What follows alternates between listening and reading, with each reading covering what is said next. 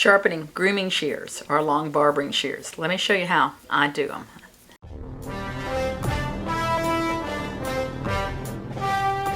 Grooming shears. How do you sharpen them? I'm going to show you the way I do. It might be a little different than other people, so you may enjoy watching this if you're a sharpener. If you're new to my channel, I'm Bonnie Megowan, Bonika Shears. I train sharpeners and also produced, these are actually our brand of shears, Bonika Shears. So if you're a stylist or a barber or a groomer, you may want to stay tuned and see how the people I train sharpen our Bonika shears or sharpen any of the long shears.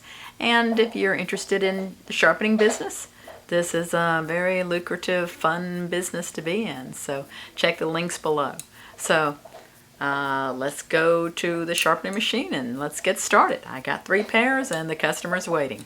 So basically, when I'm dealing with long shears, and these happen to be 7.5 inch, I'm not too worried that my circle, my wheel isn't super long, because when I come up here, because of the curvature of the blade, it's not going to go beyond the center. I don't ever want to be touching beyond the center. So let's do the easiest ones first, which, believe it or not, is the thinning shear. And then we'll do this one, and then the curve, which is the hardest one. Stay tuned to the end, and we'll see that one. So my first step is always to check it and see what I'm starting with. Many times, all I have to do is tighten the screw, and that's all that's wrong with it. So this is perm paper. This is this type of stuff I buy at a beauty supply.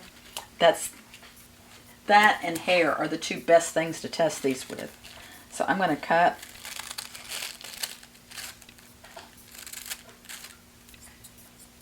I'm really not seeing an issue with these. Let's see how this cuts hair. I'm about out of hair here, but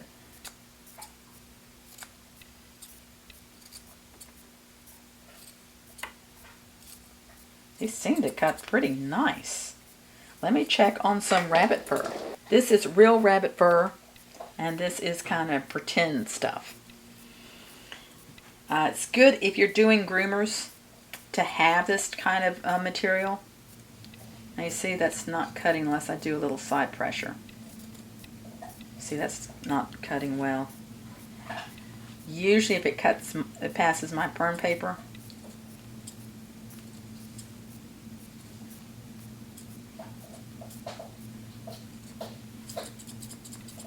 It may be just this fabric.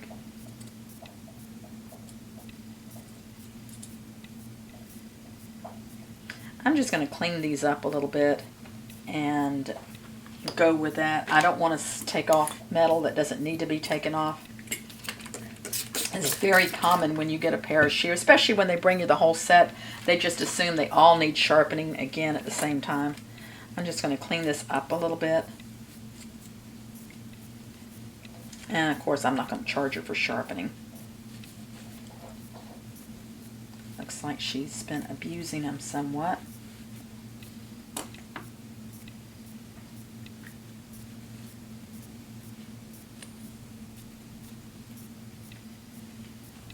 And I'm going to take my nail buffer. This is 3000 grit. And I'm just going to go over that edge a little bit and bring that back.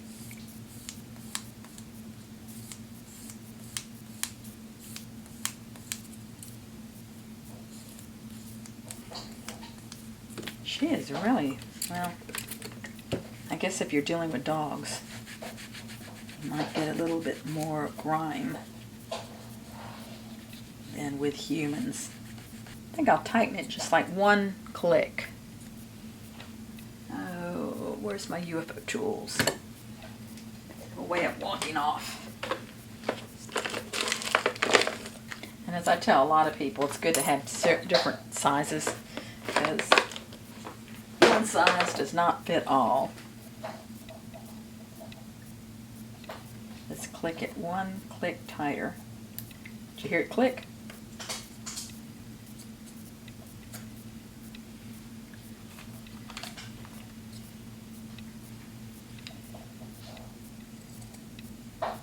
And now that's cutting here.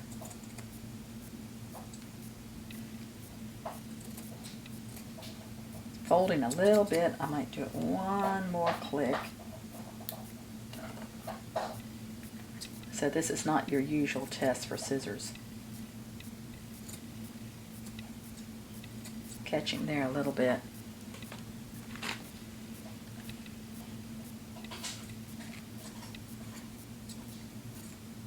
Rabbit fur is fine. See that?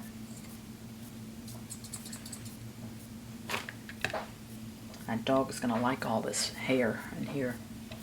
He hasn't discovered it yet. You may hear him in the background. He's chewing on a bone I just brought him, making a big racket.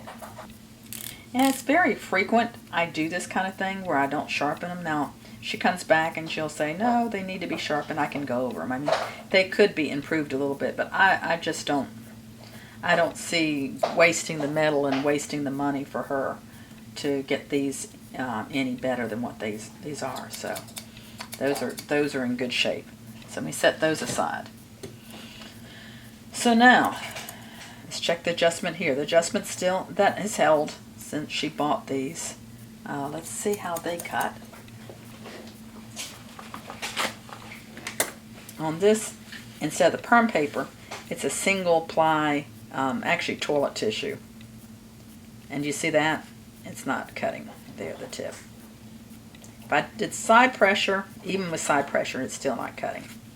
So these definitely need sharpening. So, since these are a true convex edge, and they have a hollow, and they have a ride line, I'm going to take them apart and do a complete sharpening on them.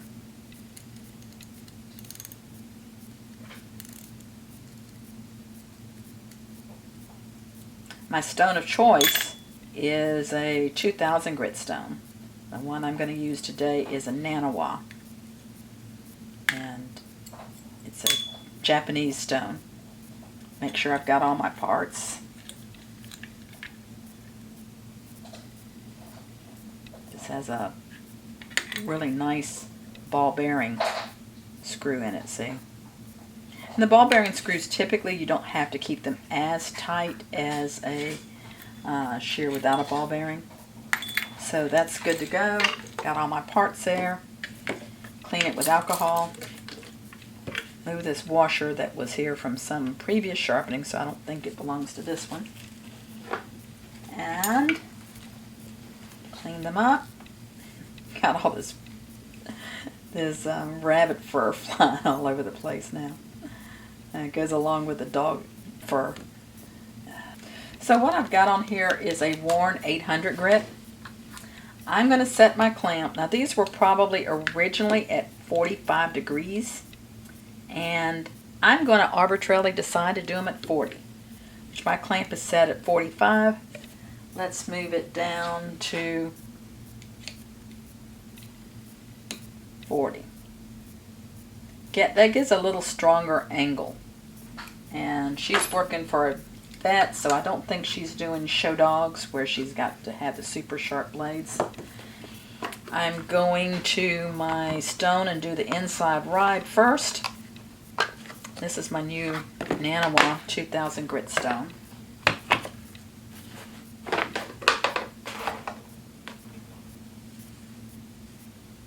By the way, these are our 8-inch ones. I may sharpen these while I'm at it because this one fell on the floor and it's got a nick in it, and so I may do that one a little different. We'll do that after the curved one. Does that sound good?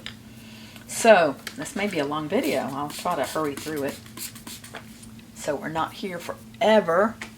My biggest problem is I don't put things back where it belongs. So I'm trying to find my Megowan stone. Found my magnifier, which should go in the case because it's usually dirty. And guess what? When I moved the magnifier, there was my Megowan stone. So I use this to sort of clean this up, get the swarf off from the previous sharpening, and this creates kind of a sharpening mud and makes it nice and slippery. So more water, can't have enough water.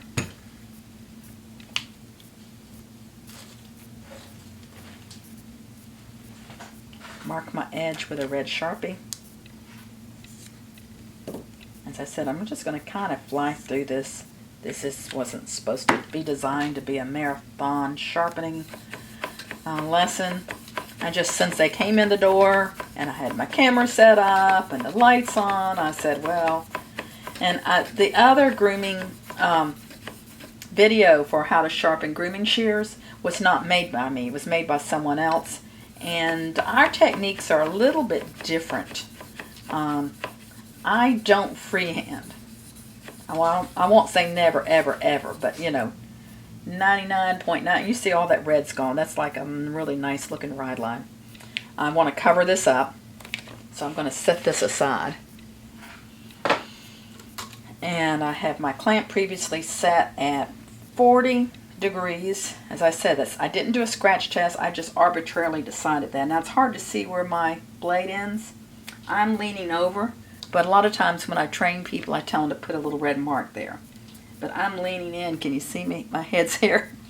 I'm going to come in here, airplane landing to the edge. If I put my light underneath here, you may be able to see that from here to the tip is not touching the plate. Can you see the shadows? So I'm not touching. I'm going to be touching from here to here, but I don't want to touch beyond that center. And that's how we do those longer shears. So I'm coming in here, rolling to the edge. And then I'm going to work another section. And I'm working another section. Rarely will you see me doing this kind of thing, because that creates a bevel. I'm more going to rock the center section, and maybe rock the tip. And then I'm going to check with my left hand and feel for a burr. And I've got a burr all the way down. It's wimpy here, but it's there. I told you I'm going to fly through these. That's all I'm doing on that one. Created my burr. More of that rabbit hair.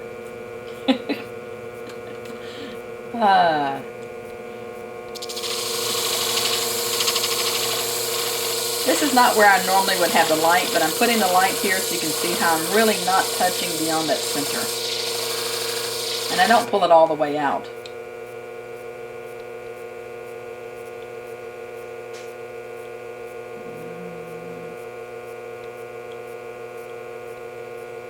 It's wimpy, but I've got a burr all the way down, and since this didn't have deep nicks, I'm going to go with that. I want to remove my burr. I'm not working the ride line. I'm just removing my burr. Here, here, pressure there. Yep, it's gone. Start below.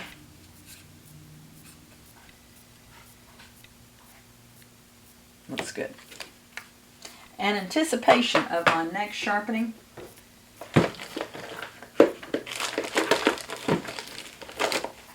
I'm going to be using my little arc hone, and it might be good to have that soaking in a cup of water somewhere. I just put it in some water because it's not going to take me long to finish up these shears. It's my polishing plate. I have it not plastic. Let's see, it's looking pretty nasty.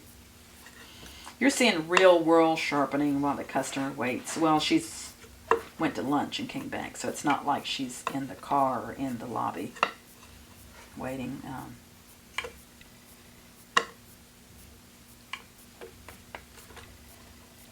When I'm videotaping, it always takes me longer to put these on here. Something psychological. Now, you might have seen I just rolled this up so that I'm not at 40 anymore. I'm probably about at 43.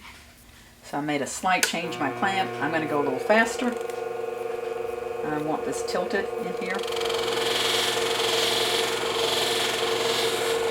And I'm polishing. But I'm also removing any outside residual burr.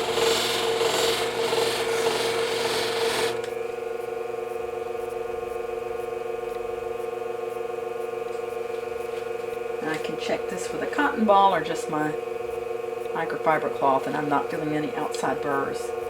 Now that blade was just dirty on the outside, so I'm going to do a little bit deeper polish, just lightly, to see if that cleans that up a little bit.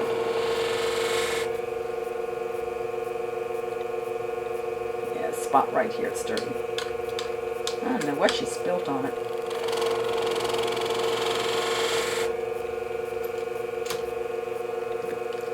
Groomer or not, she wants her shears to look pretty.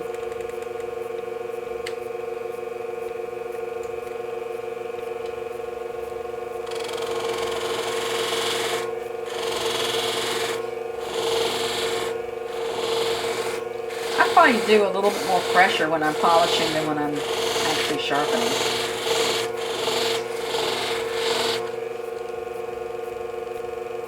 And I don't want to overdo it because it does have the name on it. These are our Audi shears. We have a little autumn leaf on it.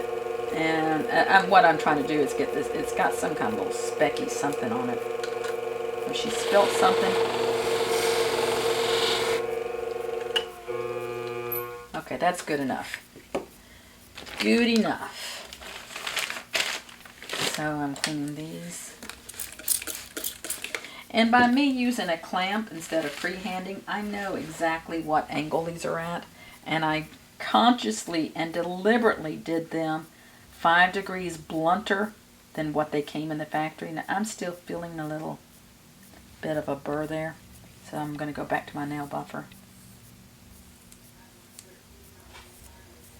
And I can feel this with my microfiber cloth. Love these microfiber cloths.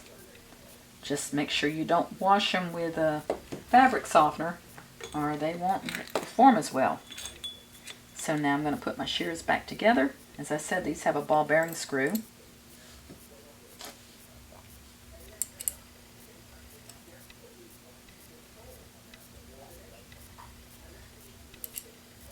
Square peg goes in the round hole.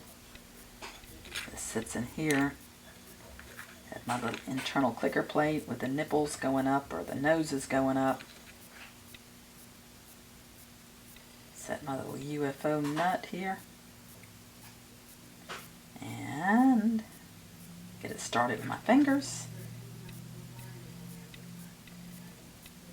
And don't ask where I got this UFO tool. I have no idea. It just happened to appear on my table.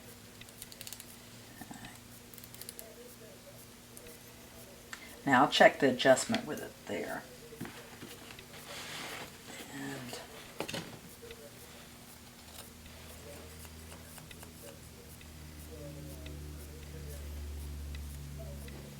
double check the adjustment. So let's see how it cuts. This is my tissue. Remember, it didn't cut dry before. Pull my thumb out. Perfect. Wet's the better test. And once again, there was an argument on Sharpener's Chat about the wet tissue doesn't tell you if the shears are sharp, and absolutely doesn't. What the wet tissue tells me, if all my burrs are gone, and if all the nicks are out of it.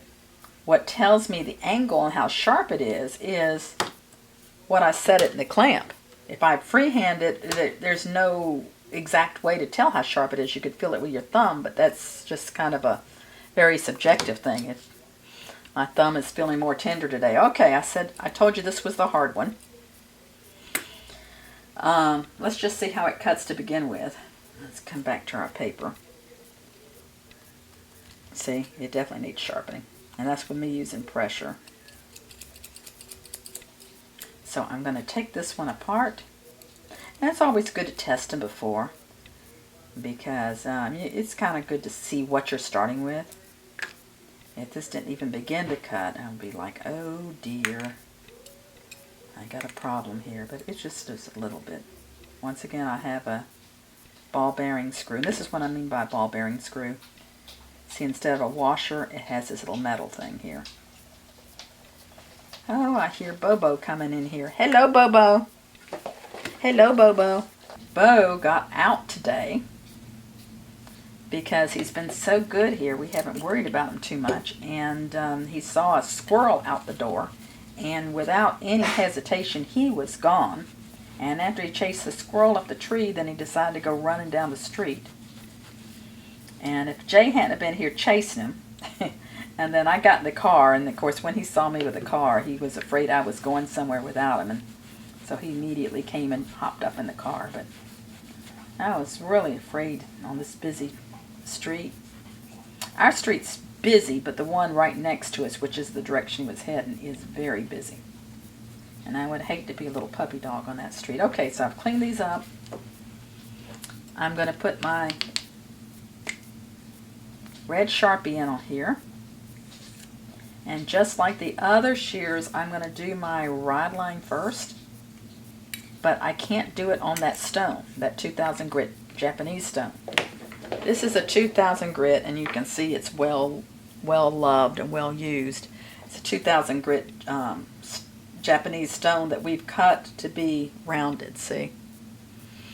So this blade is not too difficult because it turns away from me. I can use this side, and I might zoom in so you can see what I'm doing here. This is called the arc hone if you're wanting to get one of these. I just hold it by hand. I'm just lightly, very lightly, just very light. Going to go down here. Red Sharpie helps me know if I'm making contact with that edge. And when I get to the tip, sometimes I'll flip it over.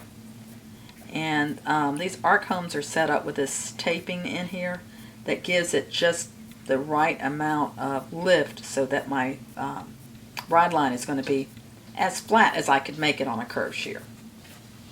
The tricky one, of course, is this other blade. And put this white back up here so you can see what I'm doing here. More water on my stone. And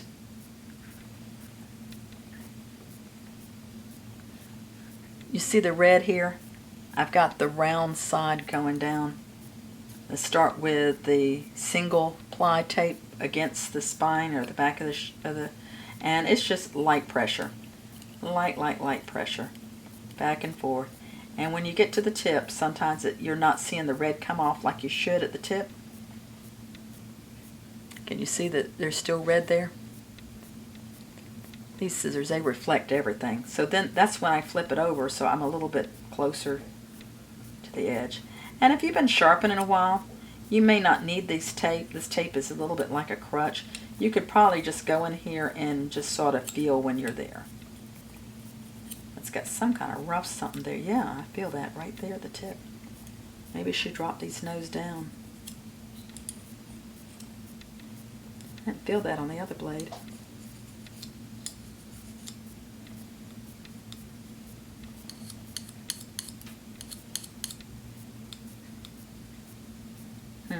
It's something right there, but we'll work on that later at the end. Let me double check this one.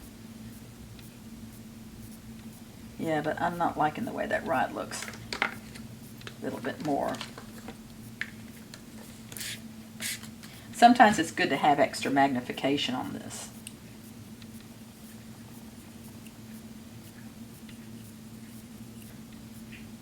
It's a little bit harder to get it right at the tip because remember the blade is like this and then it kind of does a twist to it. So that ride line is not just perfectly flat, it has a twist because of the way they put the hollow in it. And on these curved shears, they do the shear first and then they put the curve in, so it's crazy. This one is the easy blade to do because it curves out. I can do that on my regular cushion plate, same one I did the other shear on. I've got it set on 40, I'm just going to leave it on 40.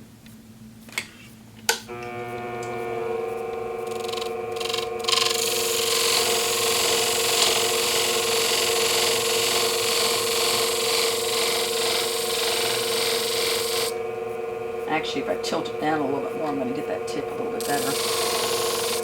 Not too much right there.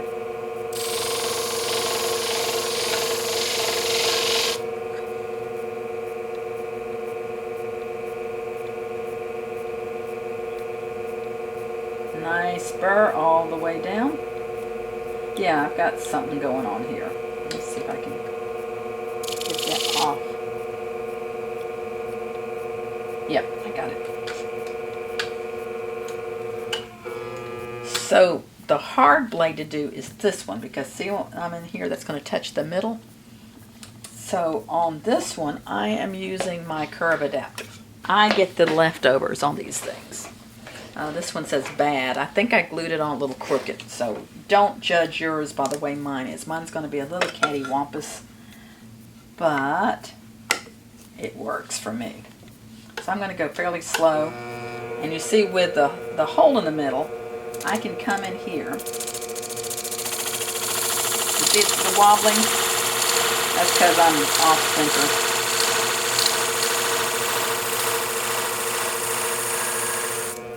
I should get a good one if I'm demonstrating how this works, aren't I?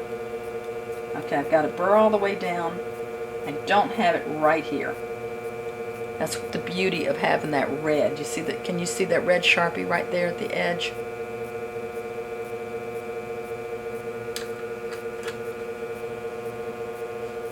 Go a little slower.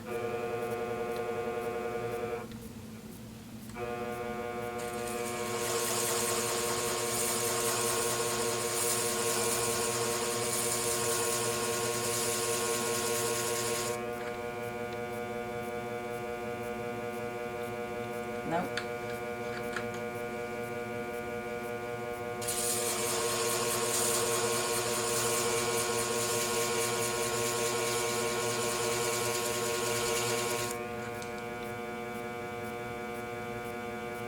Still just a tad.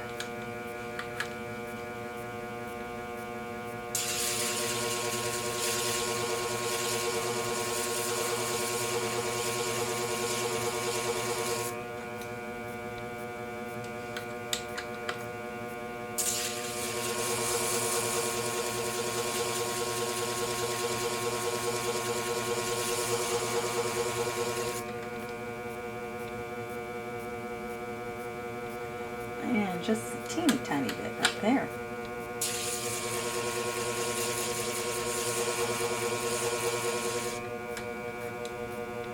That's got it. So I've got a burr.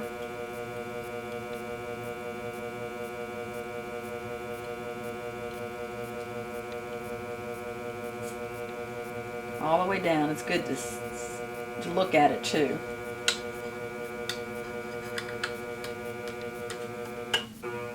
So now what I'm going to do is remove, and since I've got it in the clamp, I'll just leave it here. I may go ahead and knock off my inside burr here. Just leave it in the clamp like I've got it here. Okay, that burr's gone. So now I want to polish it. Well, you know what? I didn't do it at 40. This is something to do. Don't do as I do. That's at 44. Because I didn't readjust this, which is okay. It's just going to be a little sharper. So I'm going to pop it up, and I'm going to polish it. And the way I polish it with this, see, this just pulls off its Velcro. I've made a polishing pad to go on here. I have some diamond spray on it and some polishing compound.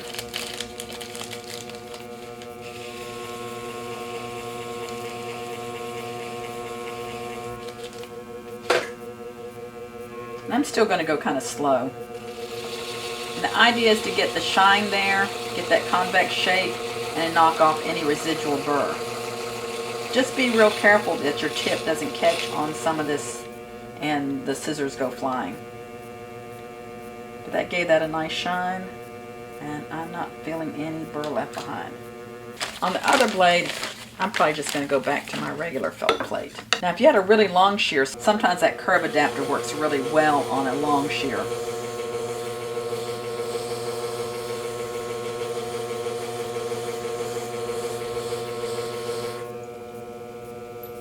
little bit more of a tilt down to get that tip. I know that drives some of you crazy, me running my nail down here. But I can feel if any of the little nicks are gone. Because this did have a few nicks on it, more so than the shears, and then I got it at a sharper angle. Me talking instead of really paying attention to what I'm doing. Put a comment down below if you're one of those people that get to talking and before you know it, you've skipped a step, or you've done something a little wrong, or forgot to set your angle correctly like I just did. But it would be good for me to write down on my receipt and on my records that I did the other shear at 40 and I did this one at 45. So this should be a little bit sharper. Yeah, that feels pretty good. So let's put it together and let's see how it cuts. And that is a brave thing to do on camera. Square peg, round hole, nipple up, teeth down. That could be a cute little rhyme. Square peg, round hole, nipple up, teeth down. And don't forget your washer.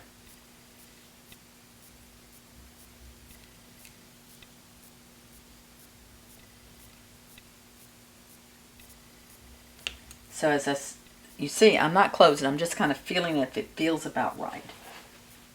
Then I'm going to cut off on a paper towel. And that way, if I've got any residual burrs there, I'm still feeling that crazy thing at the tip. And that's way too tight. Let's loosen this up some. Groomers tend to like them a little bit looser. And since these have a ball bearing in it instead of a plastic washer, it can go a little bit more. Okay, so let's see if we can address this, what I'm feeling here at the tip. Yep. I'm going to try this first. This is a little bit coarser.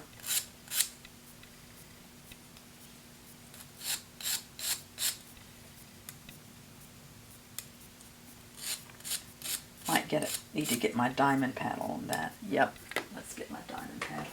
Here's my DMT diamond paddle. And we sell these too. Oh, and it's gone like one swipe when I was working with that other one. Should have grabbed that to begin with. So, always go back and smooth it. I think I see a little bit of a nick left, but let's see how it cuts. Remember, it didn't cut dry before.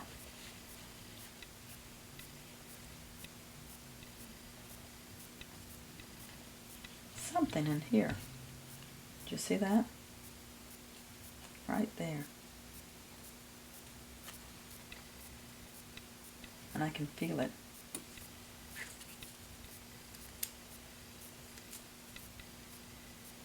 Thought I saw something. Yeah, teensy right there. Let's go back and set this at, I don't think I'd have had this problem if I'd had it at 40. Let's set it at 40. I'm not even going to take it apart. I can see it right here, that little bitty, whatever that is.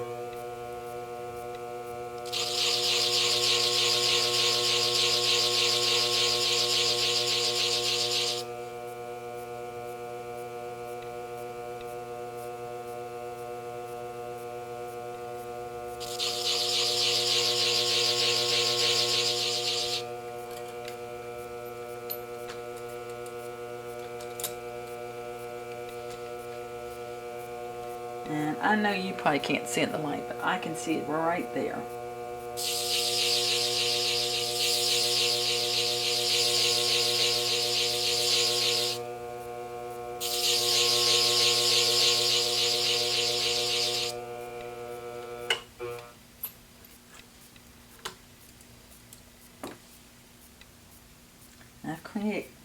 I've created a teeny tiny burr. A little bit more here at the tip, or at that spot where the curve is. That tends to be the problem you have with these curved shears, is that spot. So let's see if that fixed it.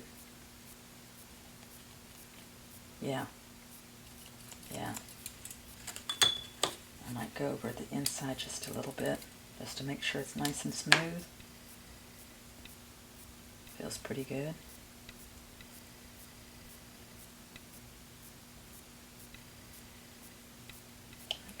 feeling something there at the tip, but maybe not. Let's get some more tissue, see if it cuts wet. Yep, cuts wet. And you see how that pulls a little bit there? For dogs, that's not as important as it is if you're doing this for a person, because they're not likely to be point cutting with them. They're cutting around the shape of the dog or shape of the leg. We can check this out on this rabbit fur. Get more of this fuzzy stuff flying around here. Look how nice that cuts, see? Stick some of this out here, see, that cuts really good. See if they want to come in here. Oh, she'll like these. That's sweet. So, those are done. I told you as a bonus I was going to show you these. These are ours, and they actually fell on the floor. They actually fell on the floor several times. And I wanted to go ahead and do one with a bevel edge. So you can see how, even though this came as a convex, I want to sharpen this as a bevel. So I'm going to go with a flat plate. I can just pull this off if I like. Goes on with Velcro. That's a cushion plate. I do bevel with a flat plate, and I do the cushion for the convex edge. Where are my flat plates? Oh, here we go. Oh, I've already got one of these on here. Let's do this. Now, I want to work the ride line on here. A lot of times on these bevel, they're not really truly convex. I mean, they're not really truly honed inside. So I don't bother to take them apart. But I'm going to take this one apart. And I'm going to get my stone over here. And I don't really need to clean these up with alcohol because they're new. They're brand new right out of the, and right out of our scissor case, and they got dropped and picked up and dropped again and picked up and dropped again. And I really don't want to know the whole story, but it was a family member who tends to drop things. So I'm working the rod line and putting my pressure here, even though they're really long. You see how I've got them tilted so much?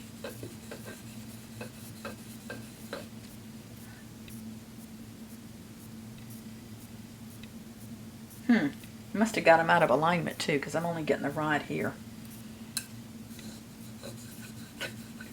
So this is the time I'm actually putting the tip up off of the stone.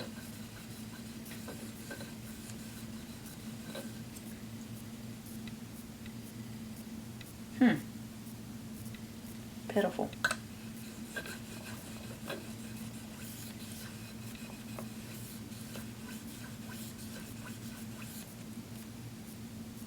Okay, I've got to ride all the way down. These probably could use bending or hammering, but that's another video. And I think the most important thing is to see that you can do these without doing a lot of bending and hammering, even if there is a little alignment issue. You see how I'm pushing them off the stone, because I'm assuming this one's the same as the other one. And I've got to ride all the way down. Now, just because some of the red's left here doesn't mean that I haven't removed the red at the edge. That looks a little wimpy right there, which probably when they fell, they are both out of alignment, but they're kind of out of alignment together. So it may really not make a big difference in the way they cut.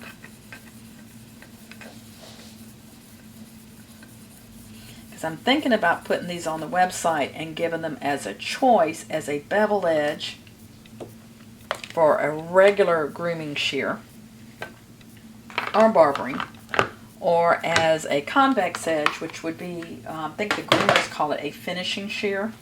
I know some barbers, they call it a wet shear. So this is set at 40.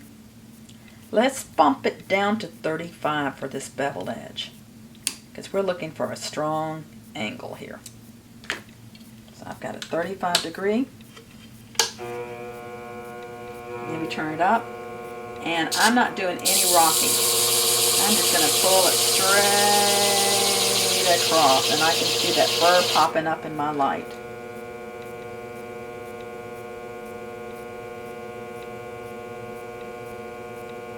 And that looks pretty good. That's all it took there.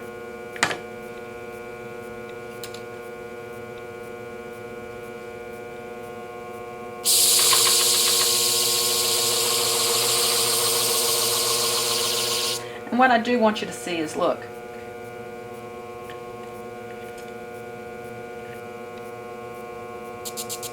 Can you see how there's a light underneath here? Let me zoom in so you can see this better, what I'm talking about. Okay, I'm going to put this light underneath here. When I'm up here, it's not touching. When I come in and I'm focusing on this area, I'm not touching from here on out. And I think you can see that in the shadow. See that? Oh, there we go. That gives you the idea. So when I'm sharpening, I would never have the light like this when I'm sharpening. This is for you to see. You can see how where I'm actually touching the plate. And I'm doing a little bit of rotation to get to the tip. And I got a big old honking burr. Oh, nope, not right there at the tip. Once more. I'm going to do the whole blade, but kind of fast, and then slow down at the tip. And I'm not doing any rocking. Because this time I do want a bevel edge. And this is a worn 800 grit. Not too worn, but... So I'm going to knock my burr off.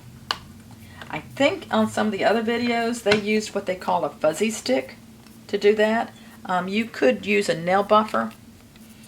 This would give you a little bit smoother. I think if in reality a nail buffer, it will do this just as well. So I've knocked my burr off with this nail buffer. Smoothed it out, and this nail buffer is not going to scratch. Some of the ceramic stones that you see some people use for this will scratch. And I'm doing this, but it's a little bit more of a where I'm pushing it toward the edge. Does that make sense? There. So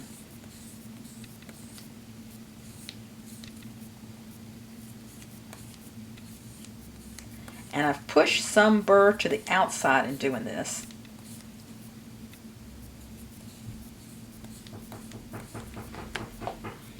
Someone at the door? I'm so sorry. There was someone at the door.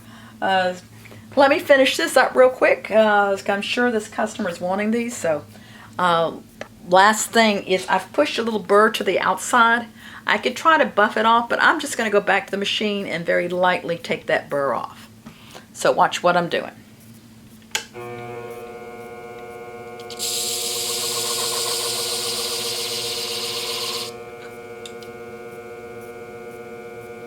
And I've pushed a little burr back to the inside. It's always chasing the burr, but I'm going to cut that burr off. And this was going slow, very light pressure, just because that burr is really, really fragile at this point. Because I've kind of knocked it back and forth.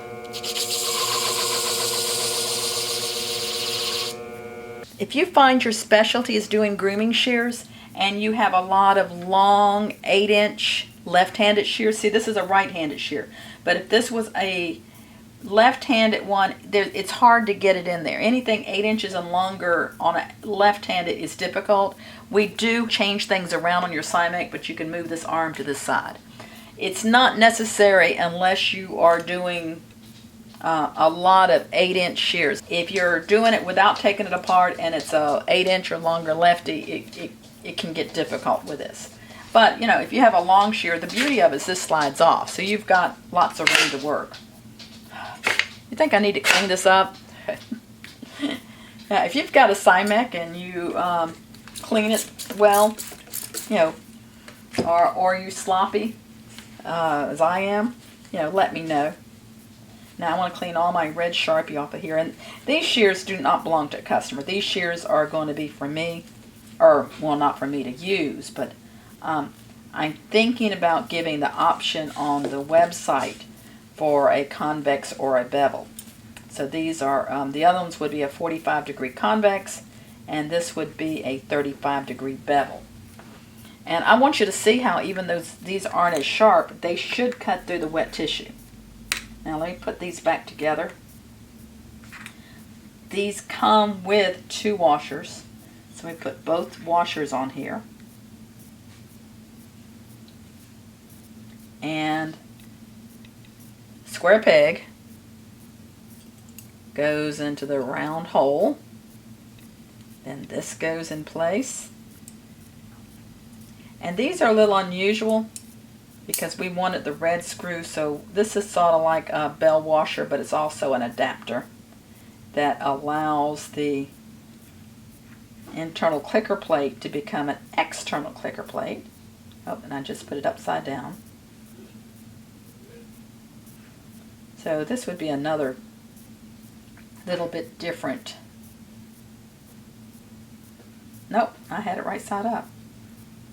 Sometimes it's hard to see.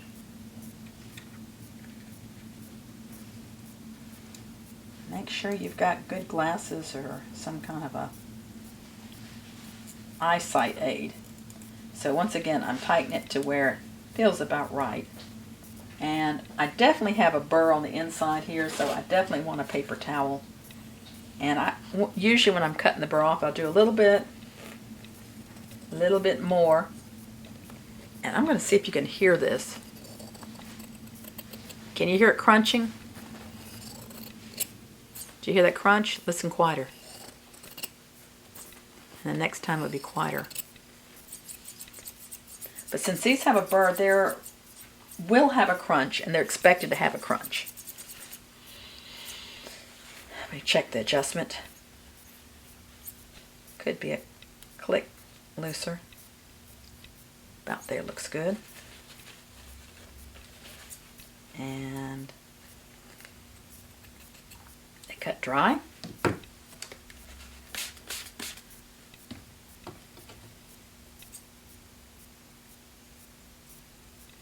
And they cut wet. See, the fact that these cut wet, that proves what I was trying to say, because